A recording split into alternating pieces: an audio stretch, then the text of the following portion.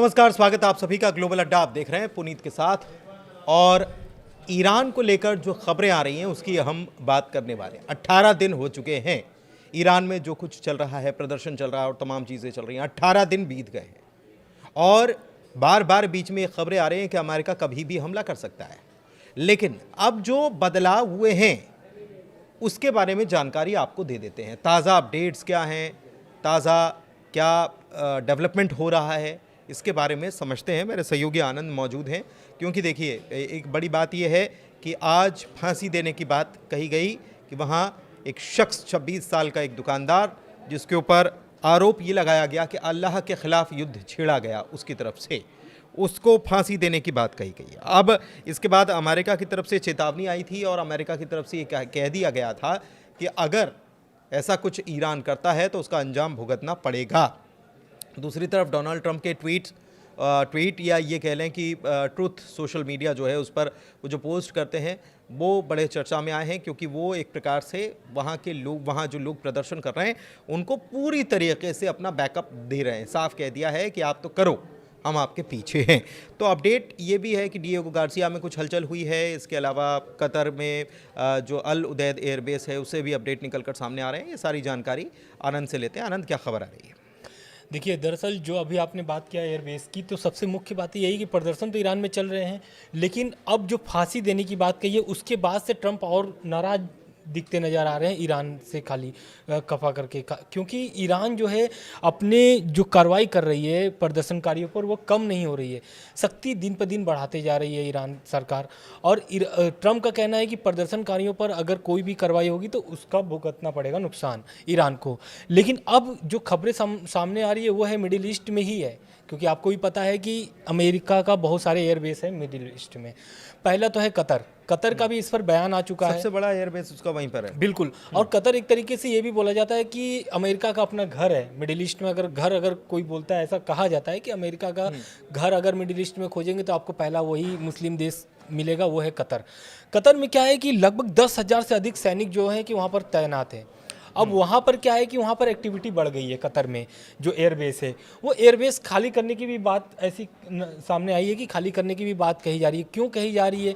क्योंकि आपको भी पता होगा कि जब जून में हमला हुआ था अमेरिका की तरफ से और इजराइल की तरफ से, तो ईरान भी उसकी प्रतिक्रिया दी थी और कतर पे बहुत सारे एयरबेस को उसने नुकसान पहुँचाया था। ऐसा ईरान ने खंडन किया था। अमेरिका की तरफ से ईरान ने दावा किया था, अमेरिका ने खंडन किया था। हाँ। तो बिल्कुल। तो अब इससे ये तो सामने निकल के आ गया है कि अमेरिका जो है वो पूरी तैयारी में युद्ध को लेकर के, क्योंकि ईरान जो है कि अपनी शक्ति बरतने से, मतलब शक्ति जो है वो कम करने से बाज नहीं आ रहा है और वो बढ़ता ही जा रहा है दिन पर दिन। अब इस पर क्या है कि अमेरिका अब एक्शन लेना चाहता है और अमेरिका में जो ट्रंप साहब जो बैठे हुए हैं वहाँ पर वो बहुत नाराज नज़र आ रहे हैं, क्योंकि 18 दिन हो गए प्रदर्शन के, लेकिन प्रदर्शन में लगातार मौतों की जो संख्या है वो बढ़ती जा रही है। अगर हम 3 दिन पहले बताएं तो 650 की बात हो रही थी, आज वो 2400 हो गई है। लेकिन बहुत सारे इंटरनेशनल मीडिया जो है वो 12,000 तक की मौत की संख्या बता रही है। तो इससे क्या है कि अब तो पुष्टि नहीं है कितनी मौतें हुई हैं नहीं हुई हैं, लेकिन अब ये तो सामने हो गया कि जो B-2 बॉम्बर्स है वो उड़ान ईरान के लिए भर सकती है। डिएगो गार्सिया में उनकी एक्टिविटी वहाँ पर देखी गई है B-2 बॉम्बर्स की। इसके अलावा एक जानकारी और निकलकर सामने आ रही है और वो है कि कतर की तरफ से ये कहा गया है कि बहुत जल्द कुछ बड़ा होने वाला है। ये एक बड़ा बयान निकलकर सामने आया है और एक विनाशकारी कुछ होने की बात कही जा रही है। तो इसका मतलब क्या समझा जाए? क्या इसका मतलब ये समझा जाए कि अमेरिका यहाँ से अब हमले को अंजाम देने की तैयारी शुरू कर चुका है और बिल्कुल आखिरी, या ये कह लें कि इस वक्त अमेरिका में इसी की तैयारी या इसी की चर्चा चल रही है और कभी भी ऐसी खबर निकलकर सामने आ सकती है कि ईरान के ऊपर अटैक हुआ। लेकिन अगर ऐसा होता है तो फिर क्या होगा? ईरान की तरफ से क्या तैयारियां हैं? क्या चीन की तरफ से कोई मदद मिल रही है? इसी बात को समझते हैं आनंद से। आनंद, बताइए। देखिए, चीन की तरफ से तो मदद मिल रही है और लगातार ईरान पर जो, मतलब ईरान का अगर सहयोग करने वाला अगर 2 देश अगर नाम लिया जाएगा तो वो है रूस और चीन ही है। और चीन जो है कि आधुनिक तौर से हथियार, उसके पास बहुत अच्छे हथियार है, बहुत मतलब कि B-2 बॉम्बर जैसा तो नहीं है, क्योंकि अभी तक भर में अमेरिका पास ही सबसे शक्तिशाली और सबसे विनाशकारी, ऐसा बोल सकते हैं कि जो विनाश एकदम पहुंचा सकता है, तो वो है B-2 बॉम्बर्स। लेकिन अब उसको टक्कर देने के लिए क्या ईरान ने कुछ प्लानिंग किया है, नहीं किया है? तो उसमें क्या है कि चीन का सहयोग अब मिलना शुरू हो गया है। चीन क्या चाहता है?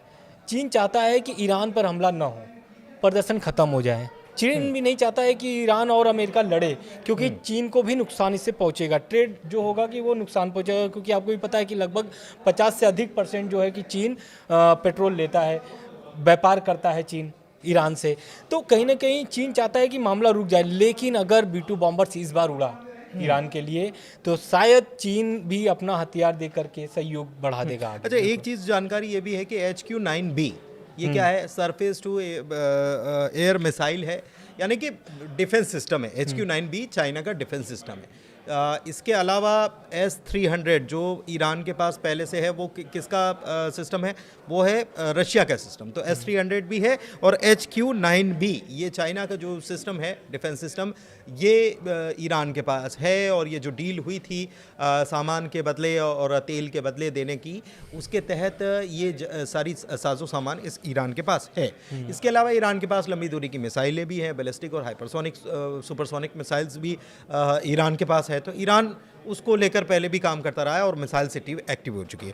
अच्छा, एक चीज़ दिलचस्प ये है आनंद की, ये तो ईरान की बात हो गई, लेकिन इसराइल जो है वहाँ पर भी हाई अलर्ट हो गया, ऐसी जानकारी भी आ रही है। बिल्कुल, क्योंकि देखिए जब गतिविधि जैसे ही एडवाइजरी जारी की गई कि भाई कतर में जो एयरबेस है उसको धीरे धीरे खाली कर दिया जाए, तो अब इससे क्या है कि इजराइल जो है कि वो भी डर चुका है, क्योंकि ईरान की तरफ से तो लगातार बयान आ रहा है, बहुत सारे मंत्रियों का बयान आ चुका है कि हम भी युद्ध के लिए तैयार हैं। ट्रम्प बार बार धमकाए ना ईरान को, क्योंकि ईरान भी मजबूती से खड़ा है और इतने दिनों से लगातार टक्कर दे रहा है, तो अब भी टक्कर देने के लिए तैयार है। चाहे उसमें ईरान की हार हो या ना हो, चाहे ईरान उस हमले को झेल पाए या न झेल पाए, ये बात की बात है, लेकिन ईरान की तरफ से लगातार मंत्रियों का बयान आ रहा है। तो इससे क्या है कि अब इजराइल भी लगातार इस पर मामले को देखते हुए उसने भी तैयारी शुरू कर दी है, क्योंकि अगर ईरान अगर किसी से खुन्नस निकालेगा तो वो है पहला इजराइल, क्योंकि इजराइल की वजह से ही सारी दिक्कतें पैदा हुई हैं।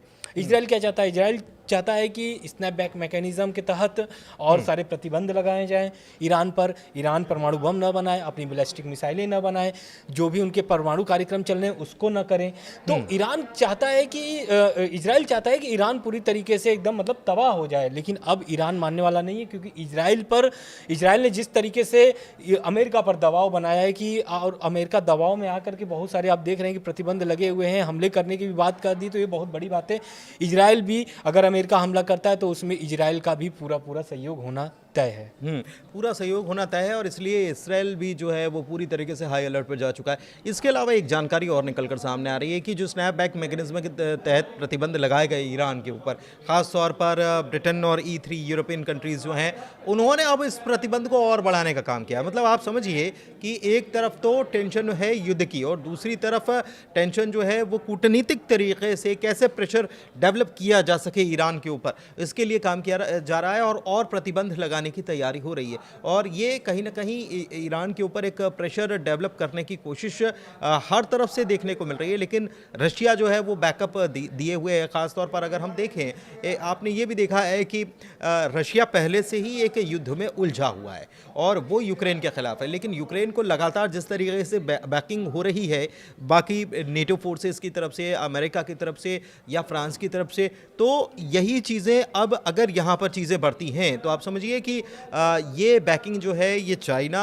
और रशिया की तरफ से ईरान को भी यहाँ पर दी जा सकती है। मतलब ये युद्ध ऐसा नहीं है कि हो जाएगा आनंद और खत्म हो जाए, ये भी बहुत लंबा चल सकता है, इसका दौर लंबा दौर चल सकता है, क्योंकि अब रूस जो है एक तरीके से वो भी ईरान के पक्ष में बात करते हुए ट्रम्प को हड़का दिए हैं कि भाई आप अपने हद में रहिए, बहुत ज़्यादा ईरान पर अगर आप प्रेशर बनाएंगे तो रूस उसके लिए शांत नहीं बैठेगा। रूस भी पूरी तरीके से सहयोग है, क्योंकि रूस का जिस तरीके से ईरान ने सहयोग किया है, यूक्रेन में भी आप देखे होंगे, खबरें भी सामने आई थी कि यूक्रेन में बहुत सारे ईरानी मिसाइलें पाई गई थी। मिसाइलें इवन उन्होंने अटैकिंग ड्रोन ईरान मेड ही थे।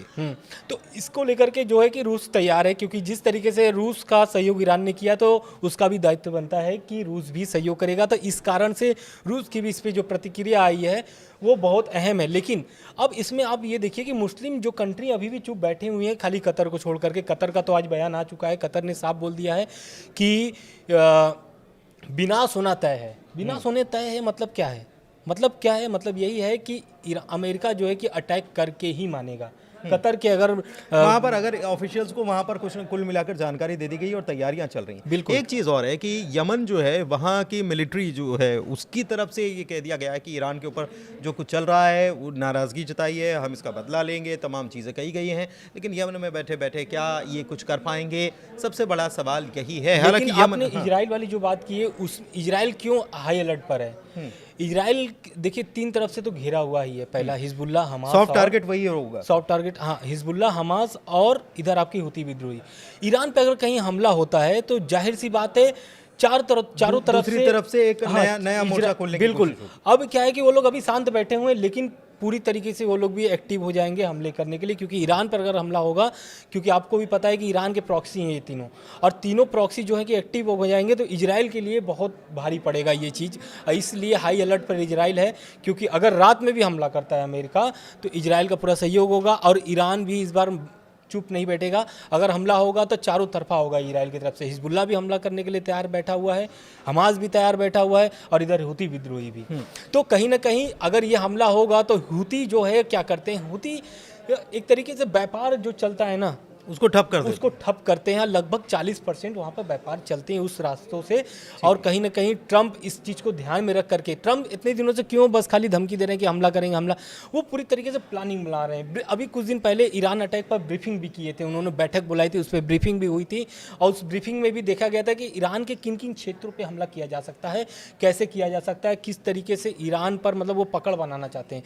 तो क्या इस पर ये सफल हो पाएंगे? अटैक अगर होता है तो क्या हिजबुल्लाह, हमास, हुती ये सहयोग करने के लिए एक्टिव होंगे या नहीं होंगे, ये तो समय बताएगा। लेकिन अभी जो सामने नज़र आ रहा है, एडवाइजरी जारी की जा रही है और कतर का बयान कि विनाश तय है, तो ये कहीं ना कहीं ये जताता है कि ईरान, अमेरिका जो है वो पूरी तरीके से अटैक करने के मूड में है।